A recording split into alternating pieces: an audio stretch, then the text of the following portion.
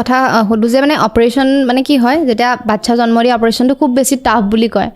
মানুহৰ কয় কি 200 ডাল হাড় ভঙা নিচিনা হয় বহুত কষ্ট হয়তো আপোনালোকে পাই আহিছে গম পাব তাৰপাছত যেতিয়া হয়তো সেই আপোনাৰ নিজৰ সন্তানক দেখিব তেতিয়ানো ভাল লাগি যায় হয়নে কেনেকুৱা আছিল এক্সপেৰিয়েন্সটো কওকচোন আপোনাৰ ভয় লাগিছিলে নে যেতিয়া অপাৰেশ্যন কৰিবলৈ অটি ৰুমত সোমাইছিলে মানে কি হ'ল যেতিয়া প্ৰেগনেণ্ট বুলি ফাৰ্ষ্টতে গম পালোঁ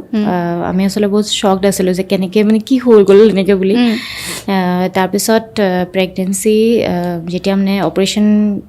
মানে ডক্টৰে ক'লে যে এতিয়া মানে বেবী হ'ব আৰু মানে আপোনালোকে চিজাৰিং কৰিব পাৰে মোৰ মানে ব্লাড বহুত কম আছিলে সেইটো কাৰণে নৰ্মেল কাৰণে মোক ছাজেষ্ট কৰা নাছিলে চিজাৰিঙে কৈছিলে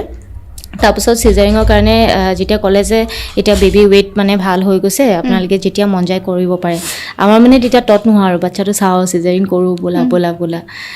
যোনদিনা চিজাৰিং কৰিম